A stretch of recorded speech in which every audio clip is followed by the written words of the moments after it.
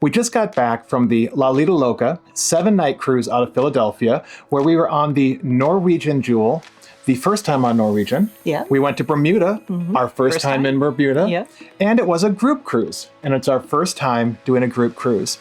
And with all of these firsts, we have a lot of opinions.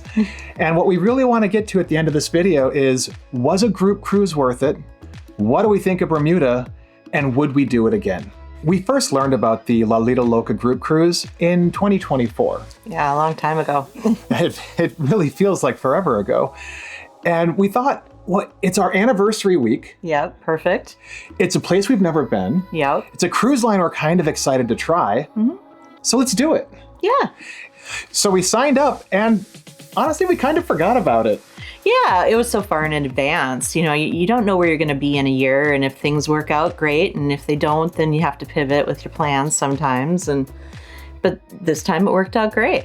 So I actually found the idea of a group cruise a little intimidating. Yeah, I mean, I am not great at small talk, and meeting a bunch of new people all at once, I can be a little awkward. Yeah, especially when you don't know any of those people in advance. And all you know is that you have one thing in common. Yeah. You all like watching the Lido Loca travel channel. So when we got there, one of the first things I noticed at embarkation was that I think we were the only ones not wearing our Loca fam shirt. A sea of the t-shirts coming through the door, and it was kind of amazing. It was like, wow, there's a lot of people here. And it kind of put me at ease a little bit. Yeah. Because with that many people, I knew we wouldn't feel weird. Well, maybe we would. I mean, we're always a little weird. I always do. But we wouldn't feel alone. Right. Now, the embarkation was a little rough, and we've already made a video about it, so we're not going to get into it here. But if you are curious, you can check it out. The thing about the embarkation, though, that we haven't talked about is how it changed the dynamic of the cruise. So when you see somebody wearing the same shirt as you, you kind of immediately are like, oh, we're kind of in this together. Right. We're buddies in a way. But that still leaves 2,100 other people who you have nothing in common with. Right. Except this one experience. Exactly. And while everyone experienced it differently, we all were aware of it, and we all kind of had our own story. And so you could get on the elevator, and if everyone's quiet, someone would just say, boy, how about that embarkation, huh? It was a good conversation starter. Yeah, it really was. And I would say throughout the cruise, the first few days, it's all anyone talked about. Right. But once we started having a really good time, we could laugh about it. You know, it was fine, but it was that one thing that we all shared. Yeah.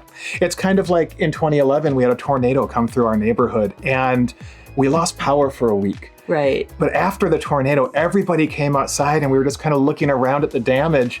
And even neighbors we didn't know. Yeah, we met people we'd never met Yeah. that we probably lived next to for 10 years. It was kind of this great bonding experience that we all shared. And I feel like this was kind of the same in a much smaller, less dangerous scale. One of the first big questions I had was, what is it really like to be on a group cruise? You know, are we going to be events every day? Is it just that we all happen to be on the ship at the same time? We really didn't know what to expect until Walter from Where's Walter Travel, who coordinated this whole event, he started to send out kind of the planners, letting us know, you know, what days we had meet and greets or what we had hosted events like the trivia. Yeah. And it just gave us a little more understanding of what it was going to be like, but also helped us plan the rest of our things. Right. We were not wanting the whole day to be taken up, but we also expected a little something each day, I think. And they really did a good job of just peppering it throughout the week, just little bits. And then we were free the rest of the time. Yeah. And everything was optional. But what was nice about those advance notices was we were able to plan our meals around it because there was a group dinner. And we had an event that same day, so we just kind of shuffled things around, and it all worked out great. Yep.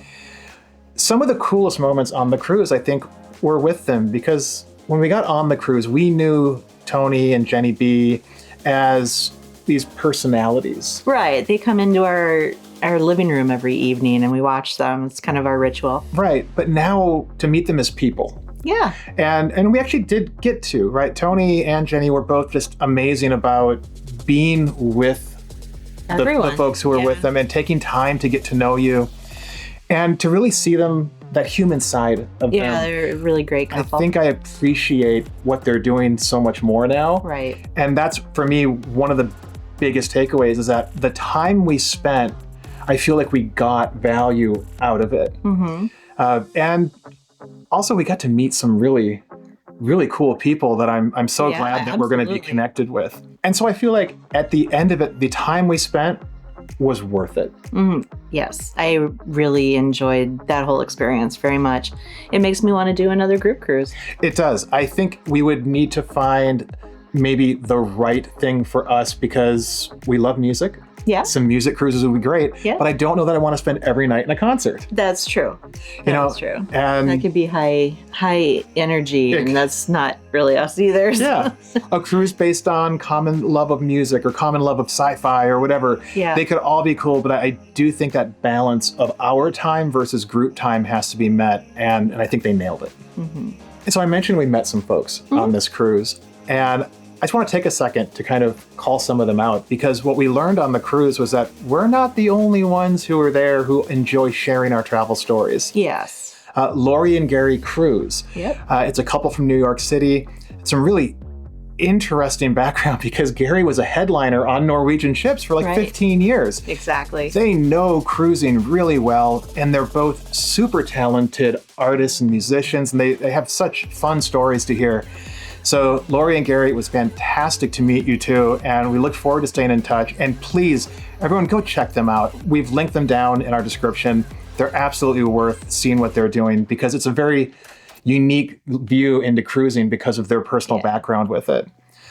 Also, Steve and Scotty in the Crow's Nest. The Crow's Nest is their favorite place, and they're always planning their next cruise. So they're another couple that we got to spend some time with and really got to appreciate their approach to creating content. They write all their own music. Yeah, that's really neat. Yeah, it's got to make it hard. I don't think I could do that.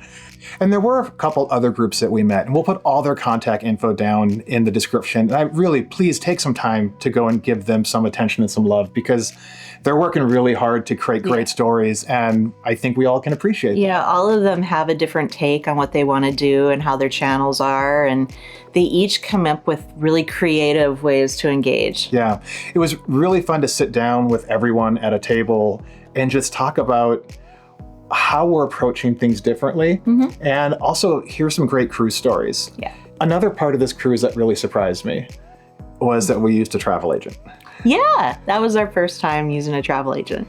Well, we had tried before and it didn't work out great for us. So we felt us being control freaks, it's usually an easy decision to just jump in and do it. We love planning. We do. Really, that's why we watch Tony and Lido Loca, is we enjoy this aspect of learning and planning. It's and research. It is, it's research. So we never felt compelled to do it. But for a group cruise, you have to. Yeah. That's just the way it works. And we booked it through Where's Walter Travel, who has a close relationship with Tony and Jenny B. And then we got to know Walter and his wife, Rebecca. And without them meaning to, I think they sold us on the value of a travel agent, and also just having someone you really trust helping you manage some of those things. Trying to find you discounts. Yeah. Well, the discounts are great, but like next April, we're going to Barcelona and then cruising through Italy. We know nothing about Barcelona. No. But Walter's got a whole... He said he's got a whole binder on hotels that are approved and safe. Yeah, and so that kind of sold us on how much time that's going to save us and how much more confidence it's going to give us in our planning. When we first went to London, we booked that through Disney. Right. And it told us like, okay, this is a safe neighborhood, this is a good hotel. Right. But we didn't feel like we had a ton of options because you had two. Right. Whereas now I think we're just going to probably have a more relaxed plan. Sure. Because we'll have a narrowed list. We don't have to look at 10,000 hotels. Right. We're going to look at 15. In every area. Yeah. Yeah. And so, being able to sit down with Walter, we had dinner with him at Calico Jack's, and we got to just get to know him. I think we've built up some confidence in his skill and his knowledge, and we're really looking forward to working with him. We've already begun booking our next cruise with him. Yeah. And that will be just kind of a quick Disney cruise this fall.